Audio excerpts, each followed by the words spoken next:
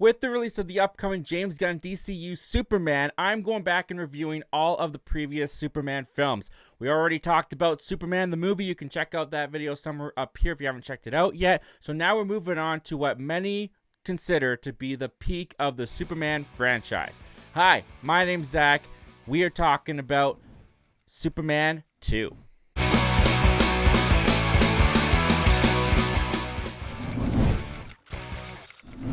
Before we get started, like many of you, I started this YouTube channel because I cannot watch a movie without needing to talk about it afterwards. And if that sounds like you, you're in the right place. Consider hitting that subscribe button. Also, while I'm talking, I want this to be a dialogue, a conversation between the two of us. So comment down below what you think of Superman 2. And give me some context and point of reference. Were you there when it came out in theaters? Did you catch it in theaters? Or did you catch it on home video later on? Did you just watch it for the first time today? Comment down below, let me know. And with all that said, let's get started talking about what works about Superman 2. And like many sequels, Superman 2 has the benefit of getting the origin story out of the way, getting these characters' introductions out of the way, so it's able to just go deeper into the characters and have us just get right into the adventure right away. Which, with Superman 2, you get to go more into Superman and Lois's relationship. With this movie dealing with Clark's conflict of whether or not he's going to tell Lois that he is Superman. Meanwhile, Lois is on the trail that Clark Kent might actually be Superman. And when it comes to Christopher Reeve and Margot Kidder in this film, I talked about their chemistry in the first film, specifically with the interview sequence and the first flight sequence, where I feel like their dynamic and their chemistry really clicked in that film. This whole film is basically that interview sequence and flight sequence. Their chemistry here is the best that it is, and I believe will ever be in this series moving forward, where you get the sense that Superman as Clark wants so badly to tell Lois that he is Superman, but he's got that vow that he's made to his Krypton parents that he's not just going to focus on one and ignore the rest of humanity. He's got to be Superman, and in that way, he can't have Lois Lane. But as Clark Kent, you can see the jealousy in him that she is so infatuated with Superman, which he is, but he cannot have her because he has to be Clark. And I find that to be a very interesting conflict and dilemma to give to Superman in this film. Likewise, Margot Kidder here gets a lot more to work with than she got in the first film, as she is kind of discovering Clark's secret and trying to bait him into revealing himself as Superman. It makes for a very fun dynamic between the two. You think I'm Superman? Boy, you certainly have some imagination, Lois. When Clark is trying to keep up the rows that he's not Superman, but Lois knows, and Lois is going to get it out of him because she is a damn good reporter. And reporters always get the truth, and she's going to get the truth out of Clark. Bye-bye, baby.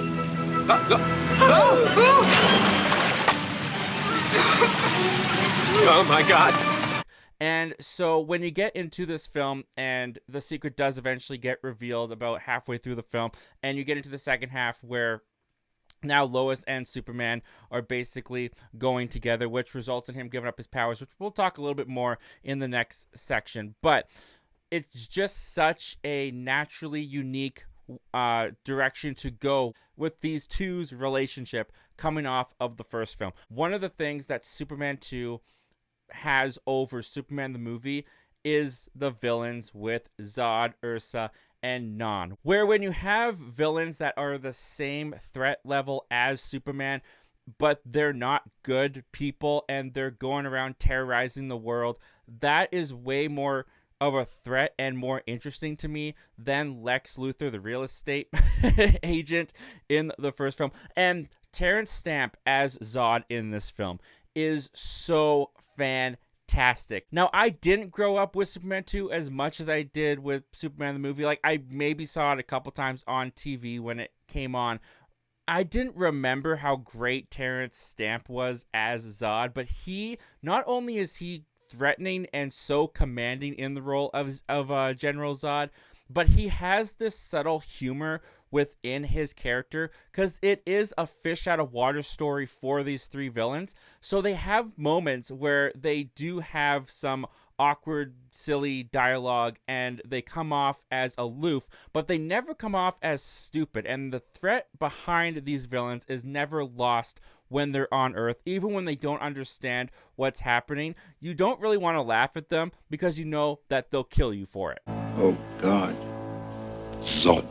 And one of the smart things that Superman 2 does with its story is it's able to get Superman and Lois out of Metropolis early on in the film when the secret is revealed and Superman takes Lois to the Fortress of Solitude. That is when Zod and his crew are terrorizing and destroying Earth, and Superman is aloof to it. He's unaware what's going on with Zod and his crew, and that's just such a smart decision to make where, you know, the Fortress of Solitude doesn't have basic cable. How is Superman going to know what's going on in the world? So it allows for this threat to come and for Superman to be absent and the people to be wondering, where is our Superman? And it just plays more into that inner conflict with Superman where if he's going to give all his attention to Lois, if he is really going to give himself to this relationship, he has to neglect the rest of mankind, the rest of the world. And you're already seeing it happen with basically their first night together. So everything revolving around the relationship with Lois and Superman, I think works great. Everything with Zod is fantastic. I love the sequence when they first are arriving to Earth and they land on the moon and there's these astronauts working for communicating back to NASA, and they just like almost they almost unawarely killed all of these astronauts just by their curiosity as to what these people are, and they do it with no remorse and no regret. And it's such a great introduction to just how unnerving these people are going to be and how much they're just not going to care about what they're about to do to Earth. Likewise, when you get the conflict boiling to a head with Zod and Superman and all the Kryptonians in Metropolis, for 1981, it still looks pretty good. And it's still a lot of fun. This final conflict in Metropolis where you've got Superman tossing Zod around, the Kryptonians are tossing Superman around. And it's also great that they've included so many extras in this final battle as well, where you really get the feeling that people are in danger, that this city, Superman City, is being threatened, and Superman is being a protector over these people while he's trying to stop Zod and Ursa and Non. And there's some really great moments where Superman steps in, intervenes, and saves people while he's fighting Zod. Not to get into like a Man of Steel debate or anything like that. It's definitely a more fantastical, fantasized version of how Kryptonians would fight in Metropolis. We'll talk about Man of Steel down the line for sure. But what I'm getting across here is it's still so much fun to watch these action sequences take place, the destruction down in Metropolis, and a lot of it done practically. A lot of the cars are practically flipping over. People are flying around in the wind. It's so much fun. It looks great. I also love the way that they include Lex Luthor into this film. Gene Hackman is back. He's almost better in this film than he was in the first film. I love when he tries to align himself with Zod and his crew, and every chance that Zod has to kill him, Lex Luthor has something else in his back pocket to negotiate with Zod. It's such a fun dynamic, and it's such a fun performance and inclusion to have Gene Hackman enter those scenes. So there's a lot about Superman 2 that I really enjoy. I think it has a more streamlined story as well than Superman 1, which I feel is also a benefit to the movie, and it allows you to get a little bit more personal with the characters, and I do find that the flow of it is a little bit better than Superman the movie. But with all that said, let's talk about what doesn't quite work about Superman 2. And for this review, I prepared by watching both the theatrical cut that is credited to Richard Lester and also the Richard Donner cut that was released. Because if you don't know the history, Richard Donner directed Superman the movie and was directing Superman 2 simultaneously as he was making Superman the movie. He went over budget, he went over schedule, so they told him to stop working on Superman 2 and just focus on Superman the movie. Once the movie got released, they fired, Richard Donner got fired from the film. They replaced him with Richard Lester, but like 75% of Superman 2 was basically shot, and for the Directors Guild of America, you need at least 50% of the film to be shot before you can get credited for director. So Richard Lester had to come in, reshoot a bunch of stuff, move some things around to get his name on the director's screen. So I'm not going to do a full comparison of the Richard Lester cut to the Donner cut in this What Didn't It Work section, but there are a couple things that I will bring up that I think are better in the Donner cut. For example, the inciting incident in this film is a terrorist attack on Paris that Superman has to go and thwart, and there's a bomb that he takes up and throws into space, and that's what releases the villains from the Phantom Zone. Now, that is pretty contrived and quite the convenience to get the characters of Zod and his crew out of the Phantom Zone. It's slightly better in the Donner cut because it does tie to the original ending of Superman the movie, where the missiles that Luthor launches, originally Richard Donner had Superman take one of the missiles into space. That is what keeps going in space until eventually it hits the Phantom Zone, and that is what releases Zod and his crew. They're both still very contrived. They're both still very convenient. But what I like about the Donner version more than the Lester version is that it's that tie-in to the first film, whereas Lester had to create a whole new scenario at the beginning of the film, which is a decent enough scenario in order to get that to work. Another thing here to mention is Superman gives up his powers to be with Lois Lane in this film. He has to become mortal if he's going to live a life with a mortal person. And the Kryptonian elders are telling him this through the crystals, because there's absolutely no Marlon Brando, Jor-El, in the Lester cut, because after Richard Donner got removed, Marlon Brando was in a lawsuit with the producers of Superman the movie about financial issues. I don't think he got paid what he was supposed to get paid. So because of that lawsuit, they completely removed Marlon Brando from all footage in Superman 2.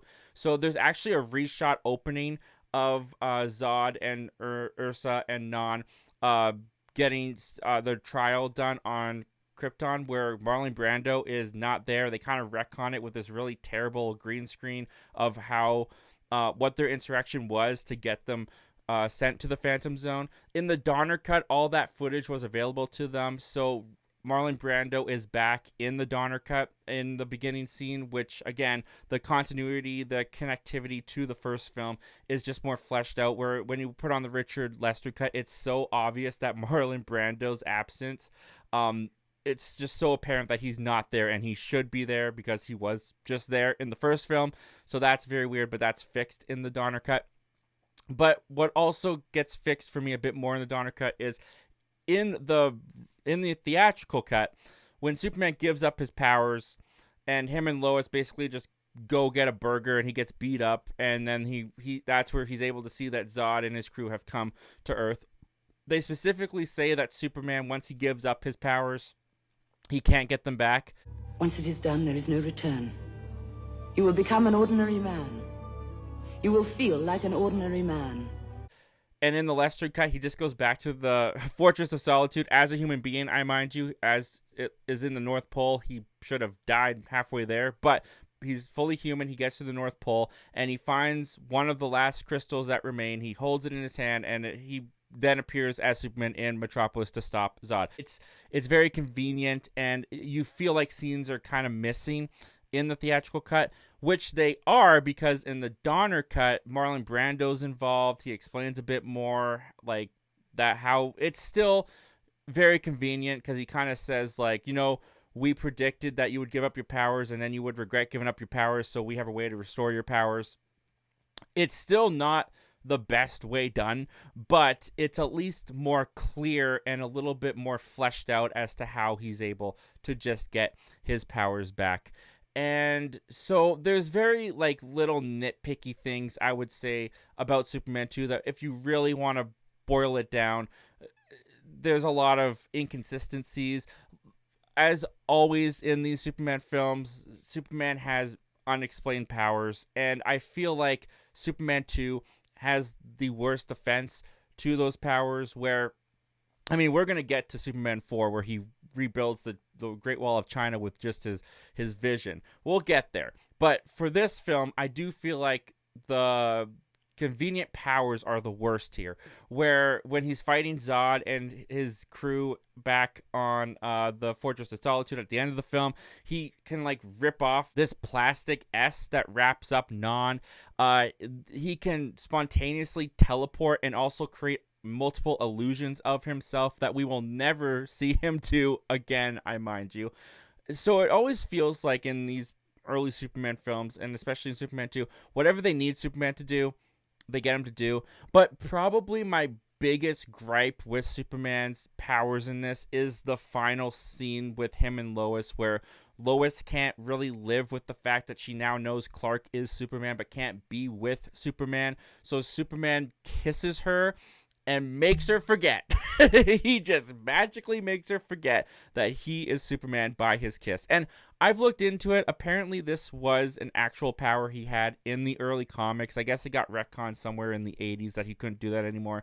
So I guess you could say it's comic accurate, but for me, it's really stupid. It doesn't really make any sense. It's not explained well. And in the Donner cut, it's not overly better, because in the end of Superman the movie, he turns the Earth back around, but that was originally the ending for Donner's movie, and because they weren't using that anymore, they came up with this kiss thing. So when you watch the Donner cut, you now have Superman the movie where he turns the Earth back around, and at the end of the Donner cut, to fix Lois's memory of knowing that Clark is Superman, he also now turns the Earth back around, which also means that the movie never really happened, because we also see that Zod and his crew get back into the Phantom Zone. So I don't really like that. I'm not really a fan of that, where when movies at the end of it make it so that the events never happened. Not a fan of that. Also not a fan of the kiss. So neither of the endings really work for me. Overall, Superman 2, I think, in some ways is better in some performances, in some execution, definitely in the action sequences at times, and in the villain department than the first film is. But both the Lester version and the Donner version still have quite a bit of flaws to them. There's some things that are poorly explained. There's a lot of contrived conveniences to make this plot work, but everything that does work in this film definitely outweighs everything that doesn't work in this film. And to be honest, if I'm gonna pick and choose, when I watch Superman the movie, I usually gravitate towards putting on the Richard Donner cut than the theatrical cut. That being said, when it comes to my recommendation for this, both the theatrical cut and the Richard Donner cut are going to get very solid recommends. I think they both have advantages, and I think they all both have disadvantages to how they tell the story, but they're both very unique experiences that I think are worth checking out.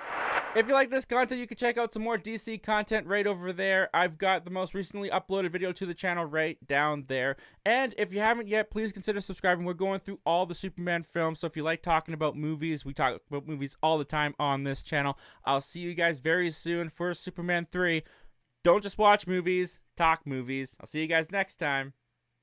Take care.